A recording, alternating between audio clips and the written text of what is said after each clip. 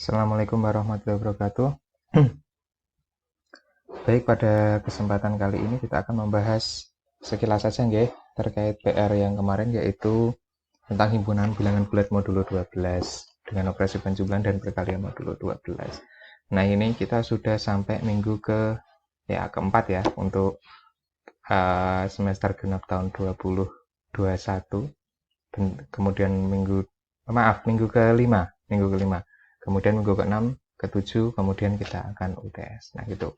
Baik, kembali lagi ke PR-nya. Kita punya Z12 dengan operasi penjumlahan dan perkalian modulo 12. Ini kita sudah punya tabel Kelly-nya, menjawab pertanyaan yang kemarin. Yang pertama, sudah dibuat tabel Kelly-nya, kemudian kita diminta menyelidiki apakah Z12 dengan operasi penjumlahan dan perkalian merupakan ring. Nah, kita buktikan dulu. Yang pertama, dengan operasi penjumlahan bersifat tertutup ya, jelas karena semua hasil di dalam tabel Kelly-nya ini masih anggota dari Z12 itu sendiri. Kemudian bersifat asosiatif, memenuhi, memiliki elemen identitas terhadap operasi penjumlahan, yaitu 0, dikarenakan setiap elemen dari Z12 apabila ditambahkan dengan 0 hasilnya elemennya itu sendiri. Kemudian memiliki inverse. Nah, inverse-nya itu kalau 1 inverse-nya itu 11. Kenapa? Karena 1 ditambah 11 itu 0 atau identitasnya. Kemudian 2 inverse-nya 10. Kenapa 10? Karena 2 tambah 10 hasilnya 0 sebagai identitas. 3 inverse-nya 9. Kemudian 4 inverse-nya 8. Kemudian 5 inverse-nya 7. Kemudian 6 inverse-nya 6 itu sendiri. Kemudian 7 inverse-nya 5. Kemudian 8 inverse-nya 4. 9 inverse-nya 3. Disebutkan satu-satu berarti ini ya. Terus kemudian 10 inverse-nya 2. Dan 11 inverse-nya 1. Itu merupakan komutatif ya. Terus kemudian dengan operasi perkalian. Sebentar, dengan operasi perkalian berarti tabel Kelly yang kedua. Mohon maaf, ini berarti perkalian. Nah, bukan penjumlahan. Nah, bersifat tertutup karena semua hasil operasi yang ada di dalam tabel ini masih anggota dari Z12.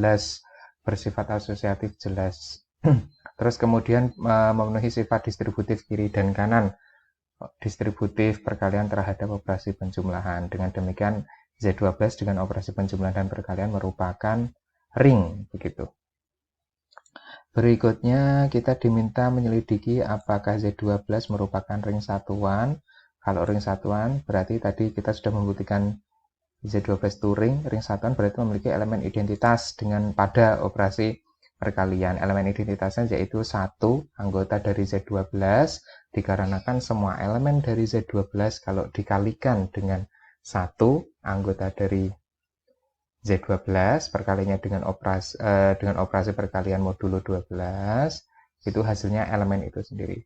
1 kali 1, 1 sendiri, 2 kali 1, 1 itu sendiri, dan seterusnya sampai 11. Itu ya, jadi kesimpulannya merupakan ring komutatif, memiliki elemen pembagi 0. Nah, kita lihat pada operasi perkaliannya. Apakah 1 merupakan pembagi 0? Tidak ya. 1 itu bukan. Kalau bukan berarti ya 1 bukan, gini aja lah. Nah, apakah 2 merupakan elemen pembagi 0? Itu 2 merupakan elemen pembagi 0 ya, karena ada 2 dikali 6 sama dengan 6 dikali 2 sama dengan 0. Nah, pembagi 0 kiri, pembagi 0 kanan. Berarti pembagi 0. Apakah 3 juga? Oh iya, 3 juga ya. Nah, 3 juga, 3 kali 4, 4 kali 3, pembagi 0 kiri, pembagi 0 kanan. Nah, apakah 4 juga? Iya. Apakah 5? Tidak. Oke. Apakah 6? 6 iya. 7 tidak. 8 iya. 9 iya. 9 iya ya. Ini anak 0 ya. Terus kemudian 10 10 iya, 11 tidak. Nah, berarti elemen pembagi nolnya itu 2, 3, 4, 6, 8, 9, 10 itu sendiri.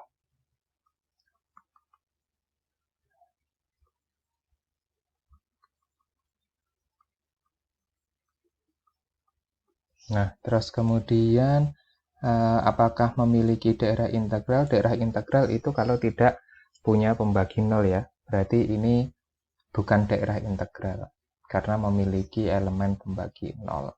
Apakah merupakan lapangan? Tidak merupakan lapangan ya.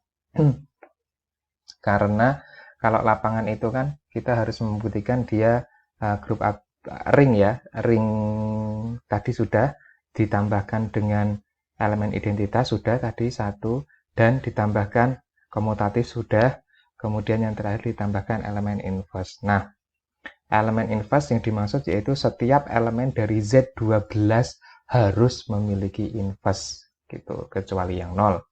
Jadi antara 1 sampai 11 harus memiliki inverse. Nah, inverse dari kan elemen identitasnya kan 1. Nah, 1 memiliki inverse tidak punya ya. Nah, 1 inverse-nya 1 itu sendiri sebab 1 kali 1 sama dengan ini elemen identitasnya. 2 tidak memiliki elemen identitas. 3 tidak punya, 4 tidak punya. 5 elemen identitasnya 5 itu sendiri. Terus kemudian 6 tidak punya. 7 elemen identitasnya 7 itu sendiri. 8 nggak punya.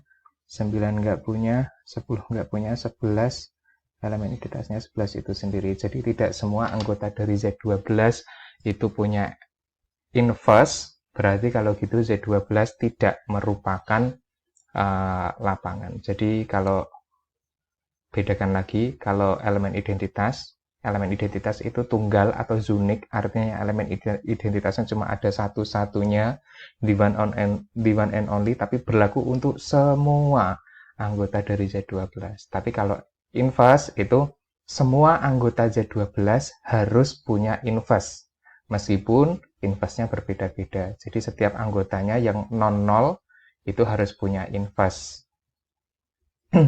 Meskipun inverse-nya berbeda-beda. Nah, kalau ada anggota yang tidak memiliki inverse, berarti dia bukan merupakan lapangan. Pertanyaannya apa lagi? Oh, sudah ya. Nah, sudah. Oke, itu dulu mungkin nggih.